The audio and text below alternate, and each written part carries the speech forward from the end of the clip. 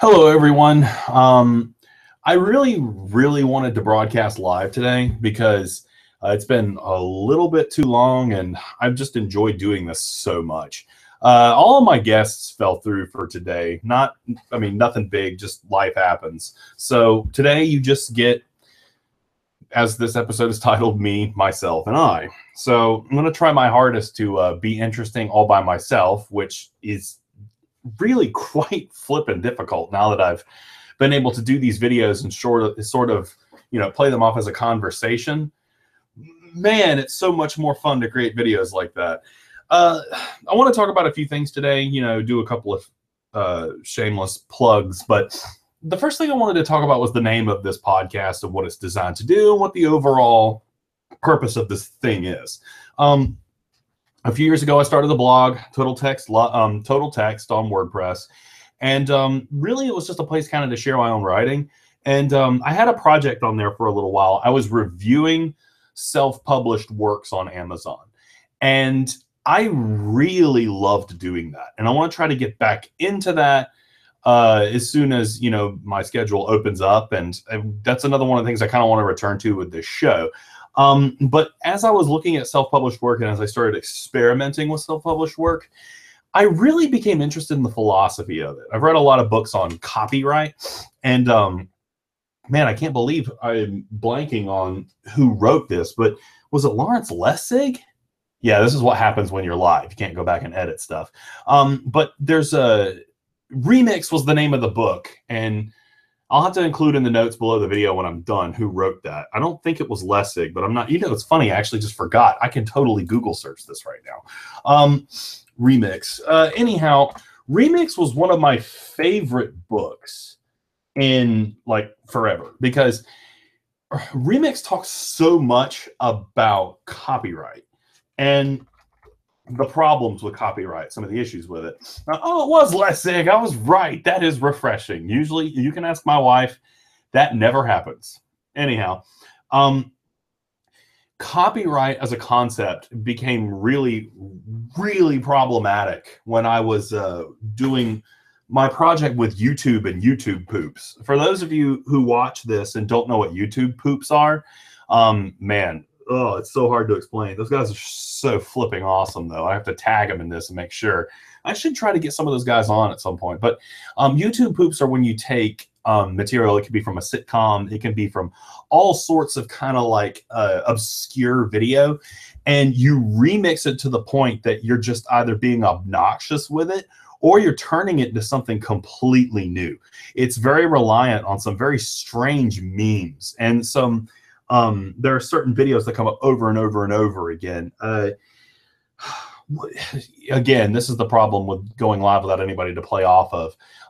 Stuart Riley was probably one of the coolest guys I think it was Stuart Riley. Again, what I'll do is I'll make sure to tag him and leave some links so that you can go and track some of these guys down. Crobo Productions. I don't even know if he's even doing it anymore.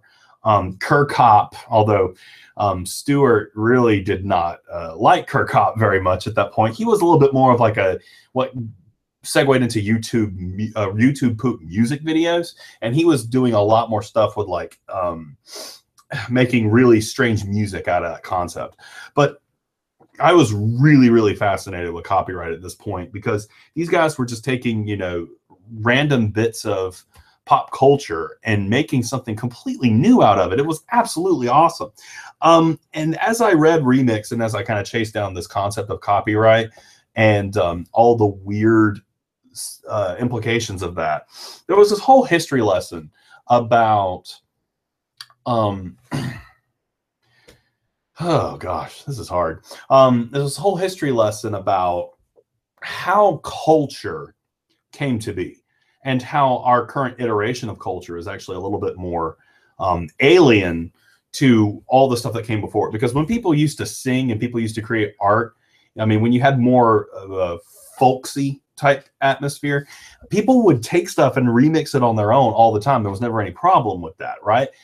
You see folk songs coming down through the generations. You go go to YouTube and look up Lead Belly and listen to In the Pines or How Did You Sleep Last Night? Where Did You Sleep? sleep last night. Hard about where all these songs come from. People would just sample that stuff. People would sing songs and sort of copy it, distribute it, and people would, perform that stuff ad hoc. There was no system of copyright back then, right? Well, got me thinking about how writing is delivered in culture. And I offered my services as an editor for a little while. And as I was working with people on their books, and of course, I've worked with an editor a couple of times when I was published in a scholarly manuscript. As I've worked with editors and as I've been an editor, one of the things that strikes you is that a lot of works that you read these days, probably most of them, are not necessarily true representations of the author.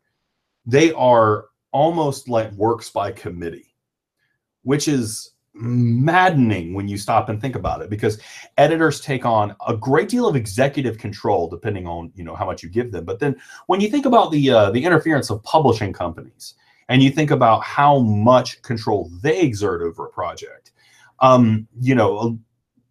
novels can go through absolutely drastic changes, all serving what purpose?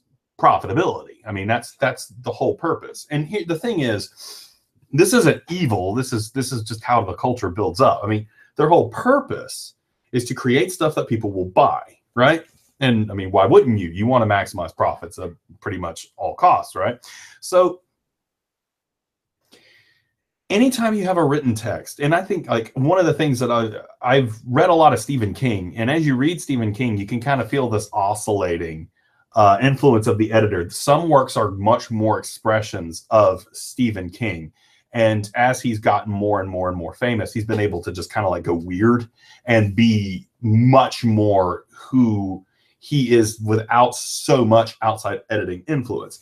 That's something that really fascinated me, because what do you have to do to just write a book that's good without going in and really changing the author's conception of it? Is that even possible? Is that even desirable? Would you want to do that? And so I experimented with it. Now, I'm not saying that you don't go back and edit, you don't go back and do your best to polish up what you've written. But I was really, really fascinated with this idea of a piece that is so true to the author's intention that it would be almost unpublishable in the traditional sense. Because, if it's a pure expression of the author's will, then it's going to be hampered in a mainstream way, right? There's not going to be mass appeal. And I absolutely love this idea, because you're starting to see a lot of backlash against mass appeal. Michael Bay movies are the absolute epitome of mass appeal, right? The Transformers films are designed to rake in the cash. And as much as we sit back and we complain about the tropes and we complain about the devices that he uses, it succeeds. And it's becoming more and more obvious now in the blockbuster culture that mass appeal really doesn't produce very good art. It's profitable, but it doesn't have a lot of depth. I also kind of like to think of this as the Nickelback effect.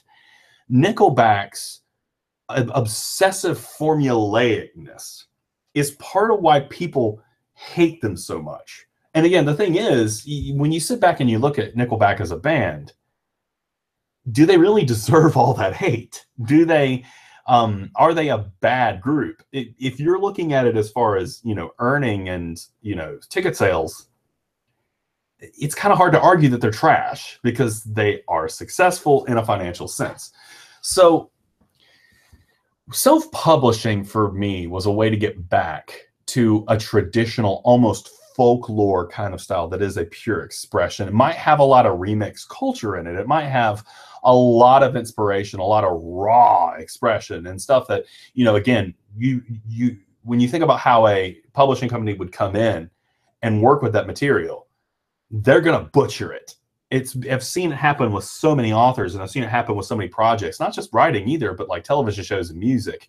I remember the story about Metallica and Bob Rock with the Black Album, when they went in and completely changed their style. And I think one of the documentaries with Metallica on that note, didn't they say they hated Bob Rock, but they worked with him because, again, what he offered was, greater mass appeal. And that was kind of when they really took off, as opposed to being one of those speed metal or heavy metal bands that had a very, tight market.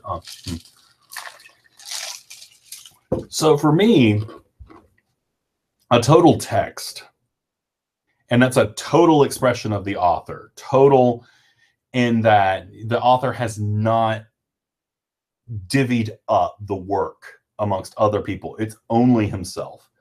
A total text is not just a self-published work. It's just a complete expression of what the author wanted to create and is not hampered by that over exertion of outside forces for mass appeal. So one of the things I've been really wanting to try is to get, somebody that I would call a total text artist, somebody, an indie artist who's doing very well for themselves, but without going into that mass culture and, looking for that takeoff. Like, it's funny because after Warhol, the industrialization of art and the way that popular art became something that's so unbelievably self-referential. If you've seen that movie by Banksy with Mr. Brainwash, gosh, if you haven't seen that, watch it. But the fact that like corporate art and popular art are so brain dead and so formulaic that you can just kind of sort of mix together a couple of things, do some pretty conventional stuff, and you got the equivalent of a Nickelback painting. Like, people are going to be interested in it even though it's absolutely meaningless. And again, I'm not trying to detract from the meaning of corporate or processed formulaic artistic expression. I mean, sure, it has value, but it's more fun for me as a creator to focus on the stuff that is raw and is true. So Totaltext, the blog, has a list of these, and I've actually gotten Phoenix Ward was one of the first ones I ever did. I reviewed his novel Oneironaut, and I really can't say his praises enough. But I'm going to try to continue this process and do some written reviews and recommendations for self-published authors, because that's just kind of one of my favorite things right now. I like stuff that's rough around the edges. I like stuff that's real and is not ham-fisted and over-processed. So that was my whole idea for the blog. And I would kind of like to try to bring that out a little bit in the show and have on people who are, in my opinion, interesting creators without so much of that polish that's required for that mainstream appeal. So I feel like I've babbled on enough. Again, it's so much easier when somebody else is playing off of what you're doing, and my throat gets a lot more sore when I talk for this, this long, and I'm sure it's kind of carrying on a little bit. Here at the end, though, if you like what I'm doing, if you appreciate the direction that this blog and the show is moving towards, one of the most awesome things you could do for me and for this project and for this movement, whatever you want to call it, would be to hit up totaltext.wordpress.com. Look at my books, look at my poetry, look at my essays. Consider buying, and consider please reviewing. I don't want just good reviews. I want crap reviews. I love it when people tear me limb from limb. That's like one of the most joyous things that I can have, is when somebody cares enough about my work to say it's terrible. I'm flattered by bad reviews. You took the time out of your day to tell me how much I suck. That's awesome, right? But more so than that, support the people that I've written reviews on, people who are out there doing the self-publishing thing. Support your indie authors, because I think that we're on the front line of a way to take back culture and to take back what we consume more for us, rather than the over-polishing effect of the corporate mainstream. And this movement does not have to exist completely in antithesis to the formulaic mainstream stuff. I like Transformers movies, sort of. I really like the first one. I don't understand why the first one I enjoyed so much, but all the rest of them have just been grating to me. But man, I really got into the first one. So again, this isn't necessarily a thumb in the eye to the mainstream. But it is, I really do want to find and value those things on the outside. And I'm going to close with this comment. I read an article in Wired a long time ago. Gosh, again, I need to do some research, make sure I give the author credit. But rather than making it big, art for a long time has basically been an essential function. You must make it big in order to be successful at all. You must be a superstar to really be successful at your art, right? To be in a garage band your whole life, it was something that was relegated to almost shame. But now that we have YouTube, and now that we have like all these different platforms, it's possible to make it small.